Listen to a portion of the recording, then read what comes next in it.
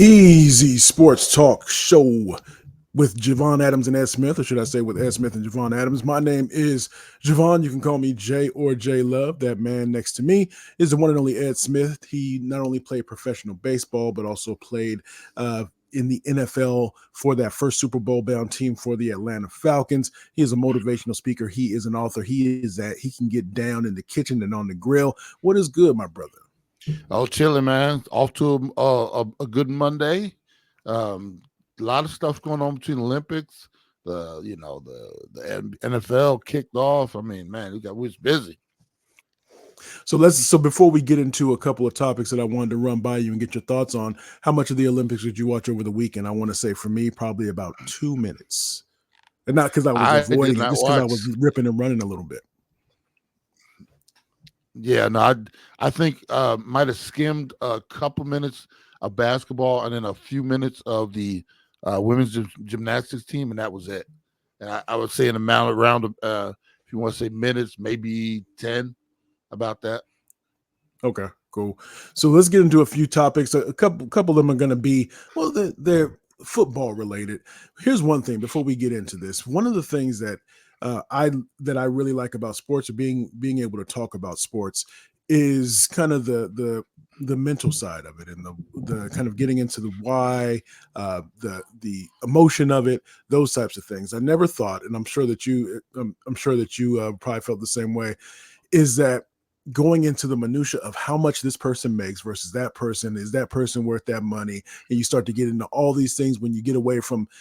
We don't necessarily get into X's and O's and fast twitch muscles, but we get into the other things of the sport. And I think there are so many people that love to what we call pocket watch. I can't imagine how annoying it would be for me to turn on the radio and somebody to say, "Yeah, Javon over there making blah blah blah amount of money. Is he worth that amount of money?" And so that's why I'm always careful about the way in which we talk about people making money, from a respectful way, because I want people to make as much money as possible, because we live in the United States of America. So let's get this money. Yeah, no, I mean, I can't remember when it was and I guess it's always been where athlete salaries have been public record, and just as you said, everybody's watching the pockets. Everybody's interested about these contracts. I never worry about like the dollar amount that guys are making. I marvel at how much money there is to make out there, and how these owners, like for instance, you got these contracts upwards of, especially in basketball, you're talking about $300 million players and stuff like that. I marvel at the fact that owners can actually pay that and not even flinch an eyebrow. It's like, so if the players are making X, what are the owners? Maybe we should make the owners' records open. How much money they profit, and what's that? Not only their revenue, but how much are they profiting as well? Exactly. So it's interesting because everybody wants to know what the athlete is making, and then the first thing you want to do is, like you said, debate, is he worth it, and then compare him to this player and that player, and only because it's public record. But like I said, for me, it's just the amount of money, especially with these television deals, that it blows my mind how much money is actually out there. You'd almost think that like the NBA and NFL and some of these other leagues, MLB, they're printing their own money, but no, they're playing with the same dollars that we are, and it's crazy, isn't it? It is crazy, and it speaks to, I guess, the popularity and the demand for the NFL being king, and then the other sports kind of falling in line afterwards. So let's get into a couple things, and this is a couple of contract extensions that were dished out on Friday with Tua Tagovailoa and then Jordan Love with the Dolphins and the Packers respectively, and they both got paid. They got a lot of money. Here's what I will say that would be kind of annoying. Well, I don't even think I will be annoyed, because I'm getting paid either way. But Tua gets his money. Let's say he gets it at 2:00. Let's just say 2:00 Pacific. Let's just say, and then at 2:15, Jordan gets more. So you can't even enjoy being the highest paid. But I don't need to be the highest paid. I can be, if I'm number 2 by a few pennies, I'm still getting paid my money, and I'm not tripping. Well, here's the crazy part, Jay, is that every time a quarterback comes up, he's got to be the next highest paid.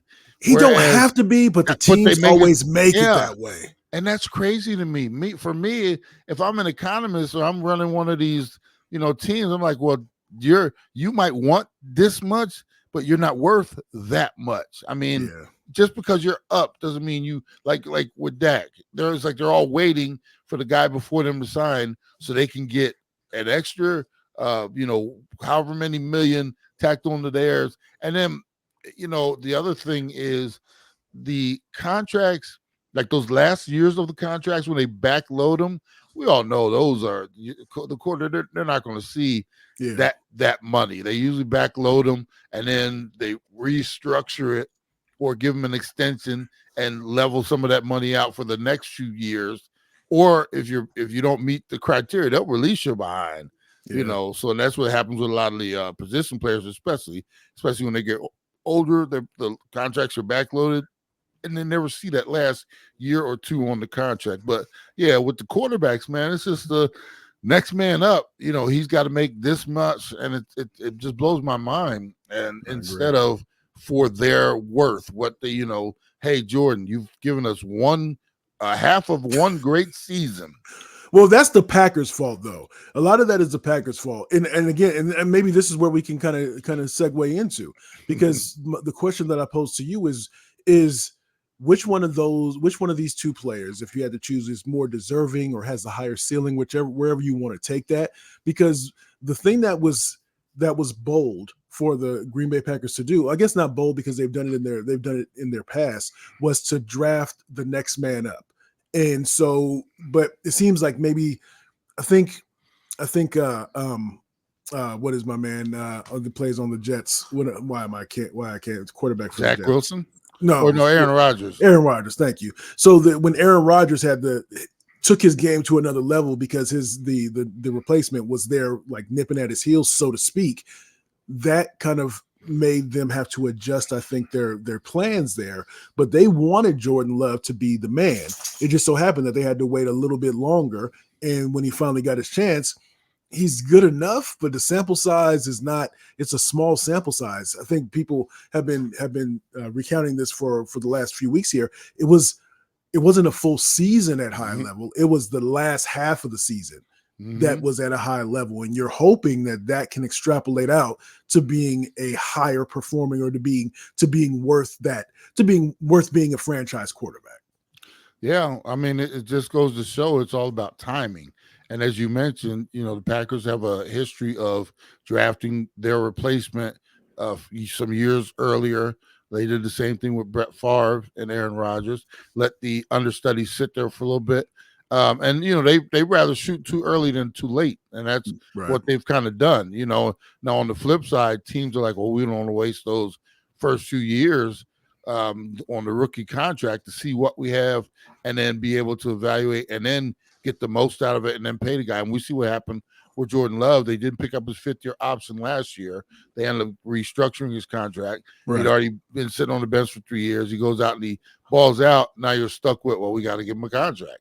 That type of thing. So they're working, they're their best and worst enemy at the same time. Right. The thing with them, they've rolled into three quarterbacks over the last 3+ decades, probably even longer, and it's like, how do you do that? They do it maybe because they don't have an owner meddling and stuff like that. They let their scouting team go out there and figure things out. But for somehow they've mastered that kind of position, and but that's a better. I would think that would be a better way to do it, right? If you think absolutely. Because even if we use the example right now where we're talking about the Green Bay Packers, but the Patriots did that a couple different times too, because they drafted with they had Garoppolo that they thought was going to replace Brady, and then they also it was a gentleman that came out. Castle was who they had on the roster, and when Brady went down, and he ended up stepping up for that season where he ended up getting injured, I think, in the first week. And so you have these things, and eventually if you feel that your starting quarterback is the better option, then you'll either just trade or let that backup go, depending on what the demand is for him. I think that's a better way to do it than feeling that you're stuck and that you have no options like a lot of teams do, and therefore they end up dishing out these contracts or just keeping those quarterbacks around because if you bring somebody new in, they're starting from ground zero, and you're having to groom them instead of somebody being in your system for a couple of seasons at least. Yeah, I mean, I love the thought of now. Why is it that you can, I know quarterbacks are divas, but why is it you can draft at every single other position a backup or somebody who's ready Yep. to go when the time is right? Besides the quarterback, you can do that for every other position, but you can't Yeah. do it for the most important position. And that some say in all of professional sports, and you don't want to hurt your quarterback's feelings. I'd be like, look, I would go to my quarterback and say Yeah. every other year or so, we're looking for your replacement because of injury, because it's might be time to eventually replace you. Period. But don't get your feelings hurt. Go out there and ball out, and we have no reason to worry about replacing you. But I mean, they getting and I would say this much too, though, Jay. Teams are hurting. Well, I would say the league or ownership has hurt themselves because you can no longer carry two quarterbacks that long. You can't, like, if you're giving Yeah. these franchise deals, 230 million deals, 160, 170 guaranteed, you have to go cheap at that position, because say if you went out and got a new one and he sat around too long, now, like you said, you have to trade him or you have to pay him, and you can't do that in today's economics. So, I mean, it's damned if you do, damned if you don't. But I'll be honest with you, I would rather be damned if I did, because I would so much rather be prepared and moving on from one great one to the next good or great one than some of these teams, just consistently searching. We have teams, organizations that haven't had a franchise quarterback. Like look at the Dolphins. They finally signed Tua, and he looks like he's their guy since, Dan Marino was the last one. You look at the Cleveland Browns, they went out and gave all that guaranteed money to Watson because they were starved. They've been searching for years and years. So, I mean, What do they say? Yeah, because you mentioned that brings up a saying: "Don't go grocery shopping when you're hungry." And they was hungry, exactly. and they got that, and they ended up signing Watson to that deal, which was ridiculous. And they ain't hungry no more, and they Man, realized we got a little bit. Why we buy all that? Why we buy all these chips? they went out and got that the grocery store sushi, bro. That's what they got. Don't that look good? Yeah. They got that grocery store sushi. We all know that's not high quality, but they went out and they were hungry and it was ready to go. All they needed was some soy sauce and wasabi, boy, and they sitting out the parking lot eating in the parking lot, bro. So what you think? So what do you think? Do you think Jordan Love or Tua in terms of if you were? I'm not using the analogy of if you had to start a team today and all that stuff, but just in terms of when you're looking at both of those teams and their situations, who has the higher ceiling? I would think Jordan Love, because there's still so much we don't know about him, and that if you look at when you break it on down, the athleticism and some of those different things, his mobility may be a little bit better, and he doesn't have the injury history that Tua has with those concussions, because those concussions, they're nothing to laugh at. I would think in this instance, both answers can be correct, right? Okay. Tua is the perfect guy for Miami. He fits their system. I Yeah. mean, he doesn't have the strongest arm in the world, but you're talking about being able to, on timing and Yeah. fitting it into some of the windows that he fits it into and running that offense. He fits that perfectly. Green Bay, you got a young dude who can improvise a little bit. He's a little more athletic, bigger, stronger, can take more, punishment if necessary. He's perfect for Green Bay and what they do. We saw how they went into Dallas last year in the playoff game and just demolished them and had a chance to beat San Fran out there as well. So I think both organizations should be happy with what they have. Tua, he's got to prove it that he can win in the postseason and in cold weather. That would scare me a little bit, because when you talk about that division, when you have to go up north to Buffalo and even the Jets, I mean, you're talking about cold weather games in January. Hope Yeah. and he could be the guy for them in Miami, but when they're playing in Miami, he might not be that dude when they have to go up there to the sub-freezing temperatures and stuff like that. But for now, like I said, he's proven that he earned that contract, and they're gonna ride with him. We'll see what they do moving forward. And I know Green Bay's got to be happy as well. Indeed. Easy Sports Talk Show with Ed Smith and Javon Adams. He's Ed Smith. I'm Javon Adams. Make sure you tell a friend about us, easysportstalk.com, easysportstalk.com. And so we mentioned those two quarterbacks. So your philosophy, sit and learn or start right away, because we have a lot of starting quarterback. We have some rookies that are coming in this season. And so if I'm looking at them, where are we at? So some of those rookie quarterbacks that might end up starting this season, we got Caleb Williams, who's going to end up starting. We got Jaden Daniels, who's going to be starting. Drake May, Michael Penix Jr. Maybe he'll get a little bit of playing time towards the end of the season, just depending on where the Falcons are at in injury. JJ McCarthy, more than likely he'll be starting, because they let Kirk Cousins go so that they could end up drafting somebody. Bo Nix, yeah, he's gonna start too. He's gonna get some reps. Then Spencer Rattler and some others going from there. But your philosophy: sit and learn or throw them into the fire? Because I'll say I'm more sit and learn, because it's almost like being like training day. If you go on, let's say you're a delivery person, they say, well, just go on your route and just do it. No. Let me know what the intricacies. Let me know the little things that I should know about how to go and deliver, how to go and talk to the receiving person, how to do all those little things that can help make my day more efficient, but more specifically help me to make sure I'm driving this revenue, right? So I would say sit and learn, at least for a season, is what I would think. I'm exactly the same as you. I'd love for my quarterback to be able to come in with a veteran in front of him to show, because the game is so different at the highest level, Jay. I never experienced college sports. Obviously, I went to a different route, but I watched my brother go through it, and even just as a tight end, the different things you have to learn getting to the next level is unbelievable. And as a quarterback, I always remind you of this: as a quarterback, you not only have to know your job, you have to know everybody else's job on the field all at the same time, and know exactly what the defense is throwing at you as well. And everything happens in 30-second intervals. So, I mean, how difficult is it? Just a few short months ago, you're playing in college where everybody's looking over at boards with Mickey Mouse and Buzz Lightyear and stuff like that. That's right. And and then you just clapping your hands and running the play, and then you're throwing the wide open wide receivers, that type of thing. You're not having to read anything for the most part. And then all of a sudden now you got to go to the line of scrimmage, read the defense, call the audible, get in and out of plays. You got these beasts coming at you. Everything's moving so fast. I'd rather have my quarterback ease into that, maybe whatever happened. I never understood this as well, Jay. When did it get to a point where the starting quarterback never comes off the field?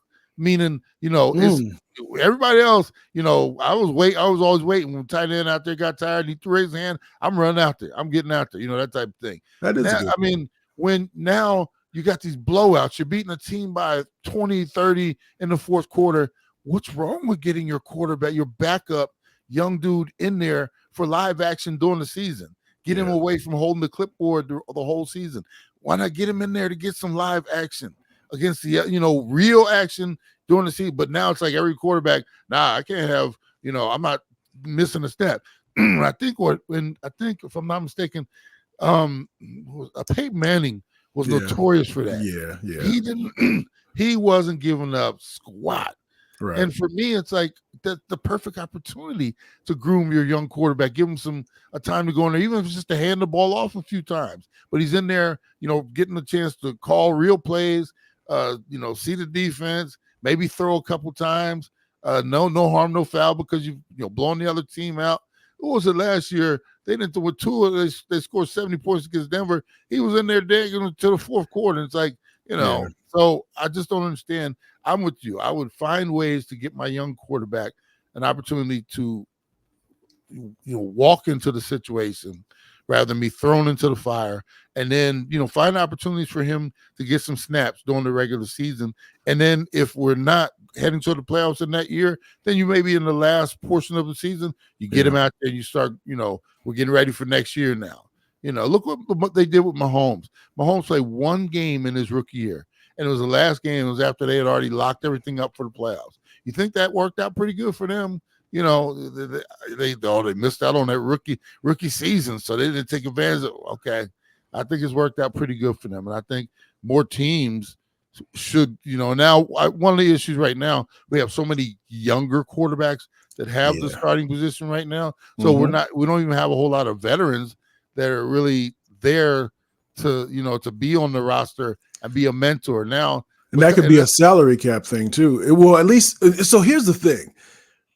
I think and I heard somebody say this yesterday when I was driving around, is that oftentimes GMs will say, well, we got to there when they try to take advantage of a quarterback's rookie deal, and this, so I think I'll be able to do the Chris Rock and make it come full circle. They try to take advantage of a quarterback's rookie deal to be able to surround them with enough talent. They pay all the other all the other either other side of the ball or whatever it is. They pay him, and then when it's time for the quarterback to make money, they say, well, sorry, we got to tear it all down because that's just how it goes. No, if you're a GM, you're supposed to do because you mentioned Kansas City, you're supposed to be looking for talent, no matter if it's the first round or the seventh round. You're supposed to try to find talent that can help your team win. And I think the same thing can be said when you're trying to coach these players up, these young players up, as opposed to just saying learning on the job. You really need to surround them with veterans to be able to help them to grow into the best player that they can be.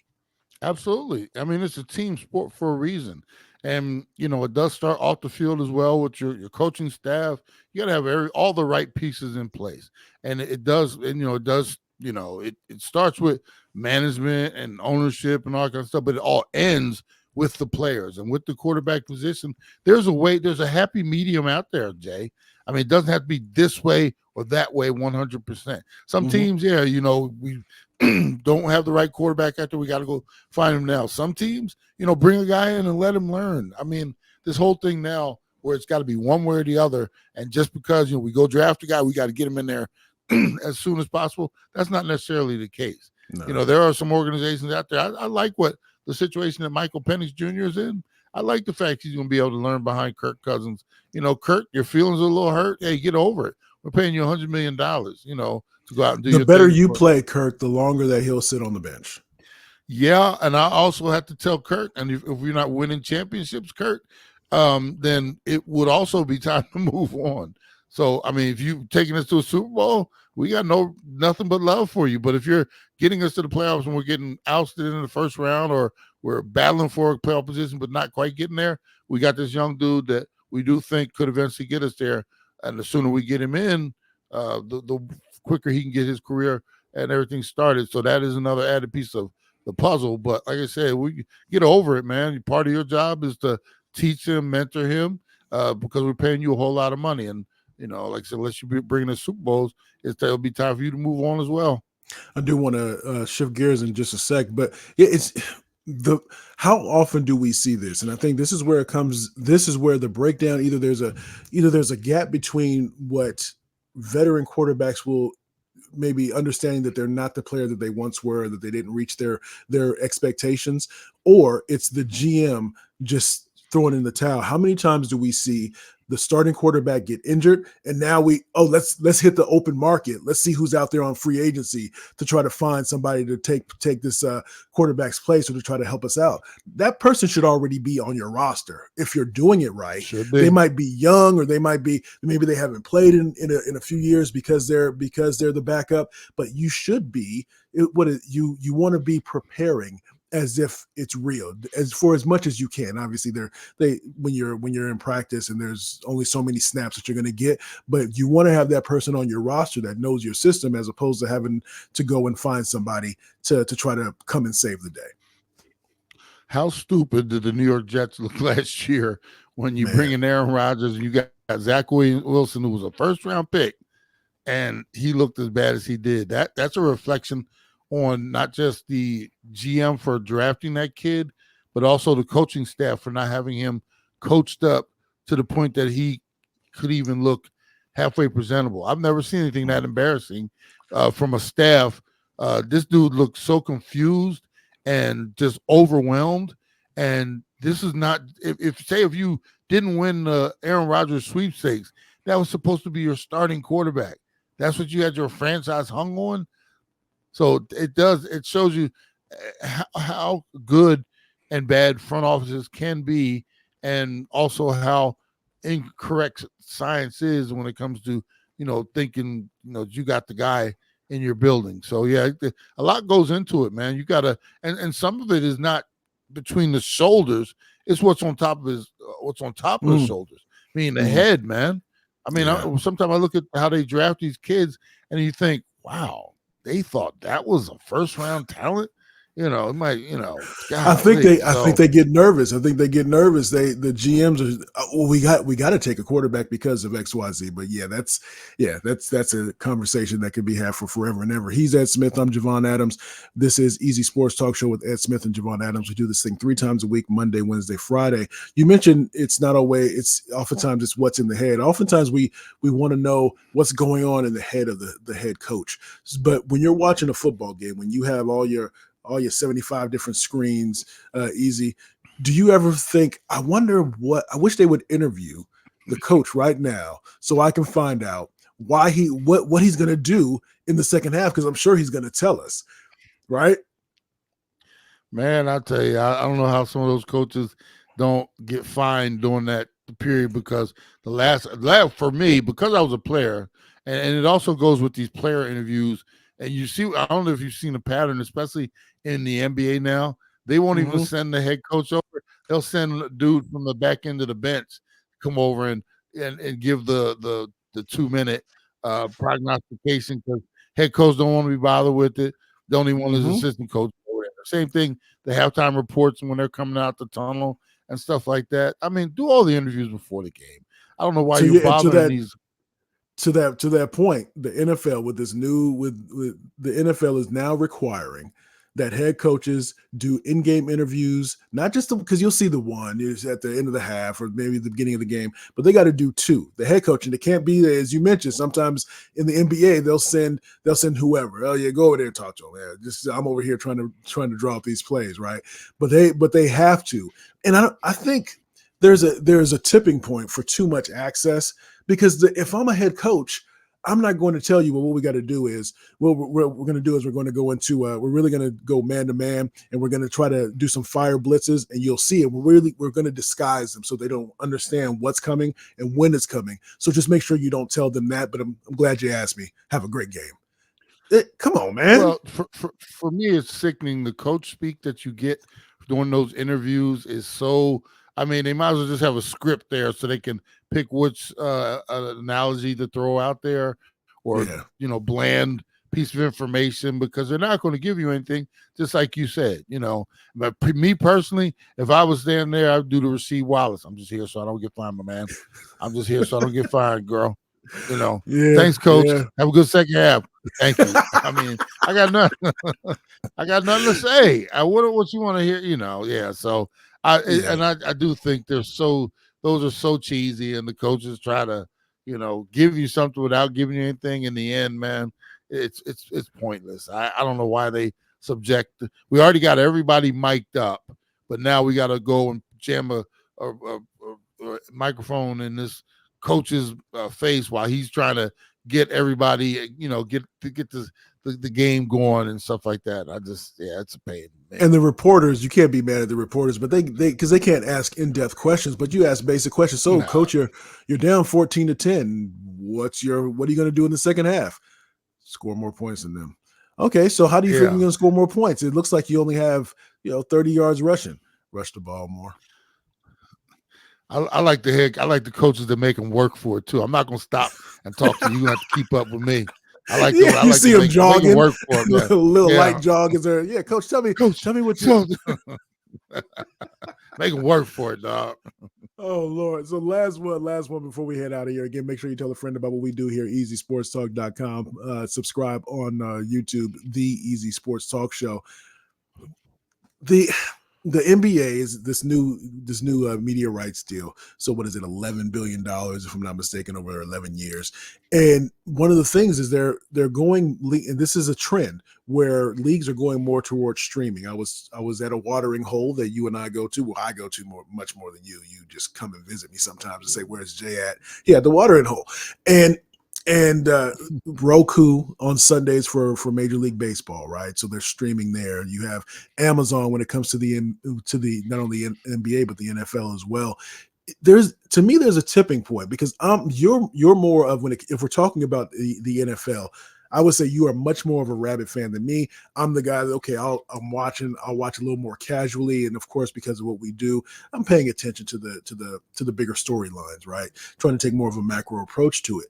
But if I gotta go, I might have Amazon on the. I might if I have to go find it to figure out where the game is for this NBA game, or when it comes to Peacock, when it comes to the playoffs for the NFL. I mean, there's a tipping point for me, and I wonder if they're letting their eyes get bigger than their stomach when it comes to trying to take all this money, but you might end up losing something in the exchange there.